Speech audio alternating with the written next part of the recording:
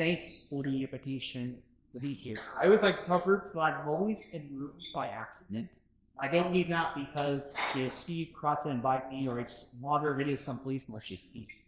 But I'm standing here in this room with you today wasn't good yet. So a very happy state. So I grew up in Central California, Fresno County, which is a very agricultural place. I don't know that. My dad owns a small automotive repair business in Marlis and Elkfield. And so we saw trees and vines and livestock around us, but didn't really know what that meant. I signed up for video production, third period of my sophomore high school. That was back in the day when they would hand inch-to-inch course numbers into a computer. And my guides asked for state. I ended up in an ag facilities and maintenance. So I literally here because of an accident, and I'm so grateful for it. As you heard my bio, it's always funny when those things get back to you. But I spent my entire career trying to build up a teacher career. You served my years as a high school clients, teacher by my have God used. So getting to do speech this last night. How about the thing my time in I spent 10 years for me to test up so teaching I also spent some time in the national organization in Indianapolis. And now I get to take all of those skills and experiences I learned running associations, serving inputs, and apply it to my workplace every single day with all of therapy. I've been a student of leadership for a really long time, and thanks to that, I've been able to kind of really hone in on why I do the things that I do. I feel very affirmed in the fact that I was put on this earth to serve people and solve problems. I'm grateful that my work has allowed me to do those two things every single day. I was asked to come today to talk a lot about membership. We've heard it several times. Your trivia last night at dinner was around which counties have the most gain, what was the largest percentage of farmer membership. You heard it this morning when Ms. P spoke about the great work the FME insurance companies need to bring new members into the organization. And so I'm going to speak to you this afternoon directly on just some of the thoughts I have in that space. Most of my work with Farm Bureau revolves around membership. And I want to share what I learned and what I see with each of you and hopefully each of you with some strategies, tactics, ideas to go back in your counties and bring more people into our tent that is Farm Bureau. Okay? And to do that, I'm going to use some leadership techniques from one of my favorite authors. His name is Dr. Ken Allmore. And he wrote a book series called Habitudes. And he uses images to shape your habits and attitudes. It's the main habitudes around leadership. And I think there's a few of them that are really apt for where we find ourselves today, organization needs. So I'd love to share this with you and what I think they need for us here. Come on. So I'm going to start with this picture. How many of us have ever been to Washington, D.C.? Okay, a decent number. I figured that would be the case, being in such close proximity. I live just outside of DC. Joey and I work in Washington. And so the first habitude just starts with a story about Elmore chairs. And he talks about walking through a large city. And I thought Washington, D.C. would be a good backdrop for this story because Joey and I can attest to the fact that something is always getting built, renovated, or restored, right? So there's lots of construction happening often in the city. And so the story that Dr. Elmore starts with for this first habitude is he's taking a walk through a city that comes upon a large construction site. It's closed up and changing finish, a lot of barriers, and he's very curious about what's going on. And so he sees a worker who's laying bricks, and he says, "Hey, my friend, what are you doing?" And he said, "Laying bricks, what's it look like?" Kind of brushed him off a little bit, and Dr. Elmore was like, "All right, very good. Have a good day." So he keeps walking past this construction site and he sees another worker push a room. He asks, he said, "Sir, what are you doing?" He said, "Gee, that H-shack. I thought those will look like." All right, not really the answer I was looking for, but okay, sir, have a nice day. And he comes to a final worker as he's getting ready to pass this construction site. And he stops the worker and he says, "I'm sorry, sir, what are you doing here today?" And the guy stops what he's doing and he looks at Dr. Elmore and then he looks at the construction site behind us. He says, "Building it, Pete." Dr. Elmore was like, "Wonderful, thank you." So those three responses, I'm laying bricks, I'm earning a paycheck, or he's building a cathedral, are the backdrop of the first habitude that Dr. Elmore, that I would share with you from Dr. Elmore, which is that which he calls cathedral building. And what Dr. Elmore says is those builders only see the paycheck or the task up in front of them. The great builders are the ones that see the big picture. They're building a cathedral. And he posits that leaders have to maintain perspective that's beyond their own limited vision in order to change the culture. I think that's a really apt thing for us to think about when it comes to the work that we have to do in Barker, right? And so when we think back again to those three workers, none of them answered that question incorrectly, right? They just looked at it through a different lens. The worker who said, well, I'm laying bricks, what's that look like I'm doing? That was the logistical answer. That was the actual thing that was happening right then in that moment, right? The worker who said they were earning a paycheck, that was the more tactical, right? So it wasn't as self-centered or self-focused, but it still wasn't that big, broad vision of what were they actually doing on that construction site. But that last worker, the one who acknowledged that they're building a cathedral, that was the strategic needs. Now, if I were to walk around this room and ask people, what are you doing today? I might give a few different answers, right? Some people might say, well, I was attending the West Virginia Farm Bureau annual meeting. What does it look like? Be it, right? We're all here, having lunch together. And that would be that logistical answers. It's the thing that's happening right now.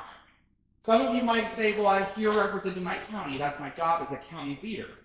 That's the tactical answer, right? It's broader, but it's still kind of self-centered and focused on you and your role.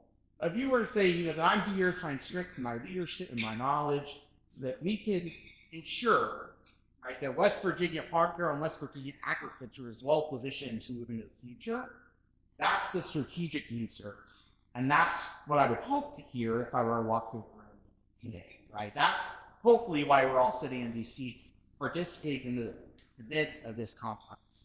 Okay? So cathedral building is what I want us to keep in our brain as we move through this entire time this afternoon. And we're building something really incredible in Farmville. How are we doing it? We've seen images like this on the news, right? We just saw that hurricane that hit Jamaica, right? That was crazy. Wilton and Helene came through last year, caused record devastation. And so we are familiar with images like this. And we know that floods are shallow, they're unrestrained, they get everywhere, right? They're muddy and they're harmful, they're damaging. What Dr. Elmore says is that the opposite of a flood is a river, right? Rivers are typically not extremely shallow. They have banks, so they are restrained, and they're not harmful. We can actually harness the power of the river to do really incredible things. And so the next habitude I want to share with you, when I think about the work we have to do, is the habitude of rivers and its floods. And what Dr. Elmore says is that floods and rivers are both bodies of water. Floods damage, while rivers are useful in so many ways. The difference there is focus. And so for us, as leaders in this organization, we have to channel our people, our time, and our resources towards a focused vision. So what does that mean when we're thinking about growing this organization and bringing more people in? I think about this thing called the member lifestyle. We have to think really critically about what does that experience times looks like from the time someone becomes aware of our organization and what we do, to the time that they sign up, we get involved, and then we ask them to come back again the next year, right? So this is a member life cycle. It starts with awareness. People can't join an organization if they don't know who you are, what you do, or that you want them to be a part of what it is. I like to say, I shared with you that I'm here by mistake. Like there was a happy accident that took place. And so I think what this awareness stage reminds me of is that when people have positive association and knowledge of your organization, it makes the act of recruitment possible. So the story I like to tell people is that, I was mistakenly placed into an ag class that changed the entire course of my life. I was kind of a lost kid. I was chubby. I was awkward. I had a bad haircut. We two of those things are still true today. But ag education, they changed my entire life. Back in California, they had an ag license plate program. So you could pay an initial registration fee on top of what you would normally pay to register your vehicle. So you get a nice, cool cow ag plate, and those additional funds give us support for HPE in the seat. My parents have three cars, a boat, and an RV. How many of those do you think have a cow ag plate? All 5 of them. Right? That was the easiest $200 they spent because ag ed changed their kids' life. Think about all of the cool things that Farmer is doing in local communities that makes a real difference, right? So you give a kid a scholarship. When you take animals to a petting zoo in the 3rd grade, you go read to kids at the library, right? We're doing so much work that builds goodwill and positive awareness that we need to catalyze, right? I mean, that means we have to ask people. And when we ask, it means we need to understand who it is that we're talking to. We need to have a clear and compelling message. What I hear often is, Farm Bureau's great, Farm Bureau's the best, Farm Bureau's the biggest. Right? We do all this wonderful stuff, come be a member. We know that messaging isn't effective. Okay? You have to say, Tony, I know that you're concerned about whatever, right? Because you've told me. You guess what, Farm Bureau is concerned about that too. And together, here's what we can do. We have to know who we're talking to, what they care about, what they need, and how Farm Bureau shows up as sort of a guide or a partner to them, right? And when we do that, our ability to recruit members becomes far more effective. Engagement is key. If we don't engage people, we're not going to keep people. Research shows that lack of engagement is the #1 reason that people do not renew their membership in an organization. So when people come on board, we have to think about how do we plug them in to what Farm Bureau is doing so that they can recognize the value in their membership. A question I like people to think on is, what is someone's first week as a Farm Bureau member? And I get a lot of white stares when I ask that question. Right? Because maybe in 30 days they'll get a packet in the mail that has a brochure or a letter from someone who they probably don't know. Right? And then we hope that they're going to come to a meeting. But likely they're not, and then we're going to send them a renewal notice in maybe 10 months and hope that they pay their bill, right? And so engagement is key to making Farm Bureau sticky, and we have to get that out. Renewal, that's the foundation for growth. If we are not able to renew people, we are never going to grow the organization, right? We can bring a bunch of new people in, but if we can't keep people we already have, growth becomes so much harder.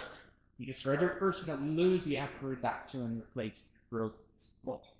Okay? So we need to think about how do we make renewal easy for people. And engagement is a key to setting the stage for a successful renewal. And then reinstatement is just, that people are going to leave, right? But data shows, like studies show that upwards of 30% of people just forget to renew their membership. So that's a lot of dollars that we're just leaving on the table because we make an assumption that they don't want to remember. Let's be real, we're busy. They forget, okay? And it's easier and cheaper to bring someone back than to convert a old prospect. I've got some salespeople right in front of me. That's the truth, isn't it? It's easier and it's cheaper to win back previous member than they convert what's known as a cold prospect. So what does this have to do with rivers and floods? It means that to do all of this, we would wear ourselves razor thin, right? If we try to look at our membership program and use all of these things and review forward, man, you can be really burnt out, really. And so my challenge to you is to think critically, where can you make the biggest difference right now? Are people not joining Farm Bureau because they don't know what Farm Bureau is? Let's spend some time, dollars, and energy building awareness of our brand out there. People know what Farm Bureau is, but we just can't get them to sign up. Maybe we need to think about what are the tools, resources, and information that our volunteers or board members or members need to go out and have conversations with their friends and neighbors. Right? Where people know who we are and they'll sign up, but then once they do, we don't do anything with that. Maybe we need to look at building out a really strong county program. Because when we're able to do that, then membership will come. So how does this relate to rivers and floods? We cannot be a flood. If we tried to focus on all stages of that ever journey, we would wear ourselves too thin. It'd be shallow, it'd be muddy, messy, ultimately harmful. But think about what are the areas that your county farm bureau can make a big difference. And spend 6 months working on that, right? And then if you're seeing the difference, move on to the next thing, okay? Focus your time, energy, and efforts. That's what leaders do. We have to be a river. We can't be a flood. Any mountain bikers in the room? It's just the mountain state, isn't it? No? Okay, well, that. How about this? How many of us drove a vehicle here to this meeting? Right? As you're climbing over the mountain, you see those RPMs start to go up as you're maybe accelerating uphill. Okay? That's the image that I want you to have in your head as you look at this next tattoo for Aurora, which is called the small sprocket. He says that leaders are the small sprockets in effect pushing. We must spin dozens of times before the big gear makes one revolution. Right? That's what's happening in the engine of your car, right? The little gears are spinning really, really fast in order for it to take one revolution, right? And that's even happening at thousands of times per minute, okay? So as a leader, this is just part of the territory. It's our job to spin like crazy, right? And we're gonna feel like a crazy person because of how much we spin. But if we do that, then we're able to get people on board and they catch up with us. So when I think about what does that mean for ourselves and our membership work, it means that we need to be able to really clearly articulate the value that we provide to prospective members. So I get to do a lot of nerdy stuff in my job. I get to look at a lot of facts, figures, information, behavior. One of my favorite tools that comes out every year is a study done by an association group where hundreds of membership associations provide data. You do a benchmarking study. You've done it every year for 16 years. And they ask questions of organizations like, what's going on with your membership? Is it going up? Is it going flat? Is it going down? And they ask, how's your new member acquisition? Are you bringing in more new members or the same number or less new members in the previous year? And they ask, hey, what's happening with their renewals? Are they up? Are they down? Or are they roughly the same? So it asks those type of questions. But the survey also asks questions around strategies and tactics. What are you doing to communicate? How are you, leveraging technology to communicate? And what I love about that report is that cross-tabulates that information. So it says organizations that are doing X, Y, and Z are seeing these results. And so one of the findings from this report this year is that associations that are reporting growth in their overall membership, associations that are experiencing higher new member acquisition, and organizations that are experiencing higher renewal rates were all significantly more likely to say that they had compelling or a very compelling value proposition. And that's a big marketing scheme. But that means those organizations are able to clearly communicate how membership within their organization adds value or provides a return on investment to their members. So for us, in Farm Bureau, we do so many things that add value. But we have to learn how to talk about it in a really compelling way. So what I would like people to do is this little exercise is a fun one to do at a board meeting. So most of us have a smartphone. Some people have duck phones, that's okay, you're guilty. Right? But most people have a smartphone. So think, what are all of the features of a smartphone? Right? It's a calculator, a flashlight, a level, an alarm clock. It plays music. I get online because all social media, right? The list of features is exhaustive. But when you think about what's the value that a device like that adds to someone's life, it's that the people and the things they care most about are no more than a click away at any given time, right? That's why people buy smartphones. Not because it's an alarm clock, a calculator, a level, or a flashlight, right? So we have to be able to talk about ourselves in that same way. I've been blessed over the last 4 years to work with a tremendous number of volunteer leaders in this organization. And I don't want to be critical of Farm Bureau, but if I could for just a second, what I hear is when we talk about ourselves, we just talk about the stuff that we do, right? Oh, well, come be a part of the Young Farmers and Ranchers or the Women's Leadership Program. Oh, do this ag in the classroom today. Come to our mobile ag lab, right? Come to our policy development meeting.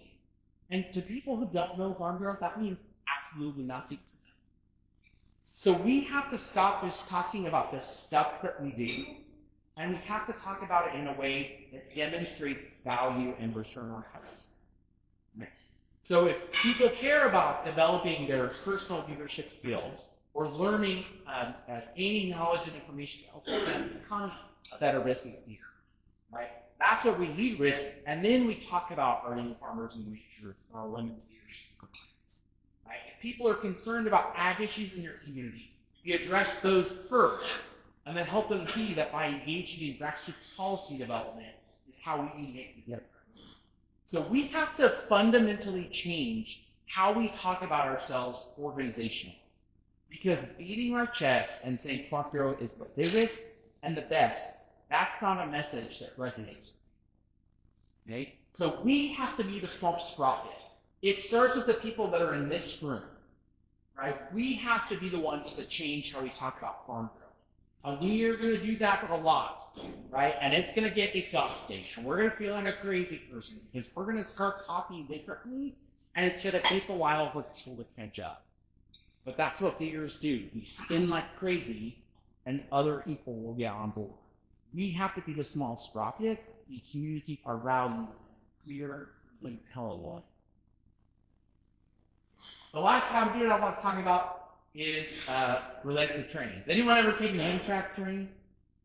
Hands? I have become the biggest fan of Amtrak. I grew up on the West Coast. Like, trains aren't a thing on the West Coast. Everyone has a car. You drive everywhere. It's exhausting. Right? I live just outside of Washington, D.C. I ride a train to work every single day. When I am fortunate enough to be able to ride a train to work, then I absolutely will, because it is the most no fuss, low stress travel experience I've ever had. I love trains. And so the last attitude I want to share today is one of my all-time favorites, and it's called trains and tracks. And what Dr. Oler said is that it would be easy to assume that a track prevents a train from moving freely, but it's really just the opposite. And he says that systems are our best way to make progress. Right? And so when I think about systems, right, they help to improve results. Right? The more we can repeat something, the more proficient we become, the quicker we can achieve those results. They can help to deepen collaboration. You're not usually working on a process on your own. They accelerate speed, right? Because you're not doing all these twists and turns. We're kind of moving it up. Quick, AFBF in the straight line. They expand our ability to scale. One of my favorite things that Joby says to people is that the greatest thing about Farm Bureau is we have 51 test stations. Right? We are not in direct competition with one another. And so we can try things out in one area, and if it works, how can we expand that and scale it to work somewhere else? Right? And you talk about 49 counties in West Virginia where you do the same thing. Systems help to create behaviors, right? For have rod stop, right? That breathe the vessel, the dog starts salivating, because they come to expect things, right? And they can help foster the organization's culture. So when we think about what are our systems, right? What does it look like to onboard a new member? How are we reaching out to them? How are we getting them plugged in to our programs and opportunities? How are we connecting them with people that can help them see what Farm Bureau has as their operation? Right? What are our systems for engagement? How do we talk about our events? How do we get people to come to things and participate and volunteer? What are our systems around renewal? How do we make it easy for people to give us their money? Right? Are we using things like auto renewal? I'm a 40-year-old millennial. I have a checkbook. I couldn't tell you where it is. Right? I'm of the subscription generation. I want to give you my credit card because I care about Farm Bureau. I don't want to think about it. I just want you to think I'm not a right? But how are we making these things easy for people? And then green state debt. How are we reaching out to folks in the flats? How are we engaging them once they're no longer a member to let them know that we care about that and we want them to come back? Right? So for us as leaders, I would really strongly encourage you to put in strong systems. Think about what are the things that we can turn into a process that helps remove the barriers for what comes next. Because we've all taken over organizations that didn't have the systems and processes, the procedures, and it's a mess, right? We don't want to leave that for the next generation. We want to have strong processes that help us really cohesive. So, just a quick recap. As leaders, we have to maintain that much broader perspective, right? Yes, you're here thankfully. Yes, maybe if you were here because you're a county leader and that's your job. Well, my hope is that all of you are here because you care about Farm Bureau or you care about agriculture and less will take it, right? We have to maintain that broader perspective and that safety goes when it comes to building this organization. How do you do that? We do that by being focused, right? By channeling our time, our energy, and our people in places where it's going to make the biggest difference. We do that by being the response project, right? And it has to start with us. And we have to make those behaviors repetitive. And it's going to seem like you're both crazy, but I promise you people will latch on. I worked for a great leader when I worked with the National State Organization because he's Josh Bledsoe. He now works back in North Carolina for their state organization. I always joke that Josh is like a pull string doll. Like there's a snake in my week, one of those things, right? Because Josh can say the same like 5 things when he was right. But what I noticed is that Josh was just a small sprocket, right? It was kind of funny. We teased about it, but then hey, you know what? All of us started talking about our mission and our purpose and our motto in everyday conversation. And I think you need to see the Farm Bureau when it comes to the value of pride for respect. And lastly, we have to have trust. I know some people aren't systems people, but I promise you, from an organizational perspective, having strong systems will help you teach efficiency, and it helps us move. We got membership life cycle, and so on. We'll be that. That's all about for you today, friends. If I never help, there's my contact information. I just want to echo what Jody shared. It's an honor to get to work on your behalf in Washington, D.C. Thank you for your membership. What a support. Thank you for your leadership. Because the grassroots are the most important part of our Bureau, and you wouldn't have an organization. So many thanks. I hope you have a great rest of your meeting. I just so appreciate it's your time.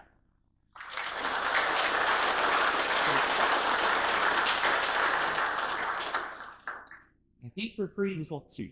Didn't you? Okay, I hear some more about lesson show. I am going to take this a step. I don't usually take the mic from here, but I want to take Jake's spot. Awesome, finished up there. Number one, we post videos on YouTube if you haven't checked it out. So that's Virginia Farm Bureau. That's how you page. Not like, of course, every year we put Harley's intermediate dress out there. Now we have W's giving his speech. Why can't you want to upload a buzz as well? And Austin's. And I know you guys have thrown a ton of information while you're, but the information that he's giving you is priceless. And so we really do need to be able to try to incorporate it up as much as possible. Now, I gave the microphone. You got to think all the West Virginia Farm Bureau news that I'm responsible for putting all everything up. And we have County Border in there, which is a little highlight, just on everything that you guys are doing. And it gives you the chance, which few people do, a few do, Trillville County. God bless them, they will get in there every week if they could. I think, but those kind of things, you got to think along the lines of something KP and something. You guys have how many members that don't actually show up, but they might actually be going through the magazine. And they might look and say, well, such and so carry, but they never ordered your blood. What do they do? It would be good, even if it's nothing, or anything in the back of the magazine I have that is through West Virginia. Farm Bureau was the history of West Virginia. When you get back in the 1920s, 1930s, it was such an integral part of every sector that was going on in the community. You notice that I publish retreats of the community histories. You'll find in there every month we highlight, as they did back in 1925, okay, they highlighted communities. And that was, Farm Bureau was part of that. There was never stock singers that went on. It was kind of like range, you know, the same thing. They were very community oriented, everything tied right there. And maybe that is something that we all studied, but your membership, even if or somebody that's just joined up to get the insurance, you know, they're going to get this magazine. They're going to see what you are or are not doing, and they're not going to know. Yeah, it's just a little blur.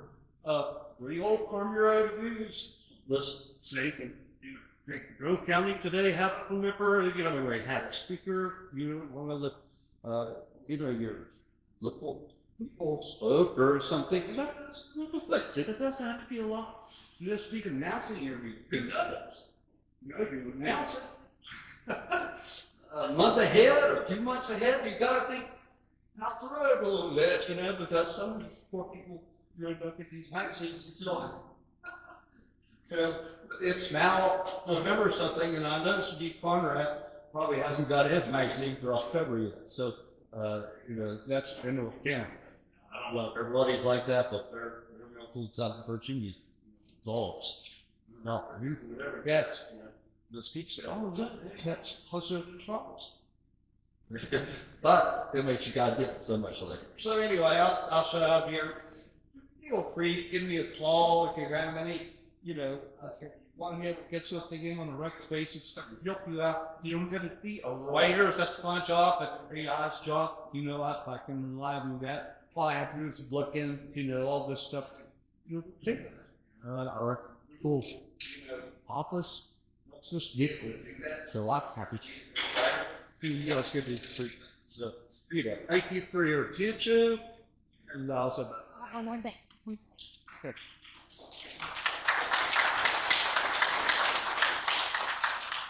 Okay, I do just have one more thing.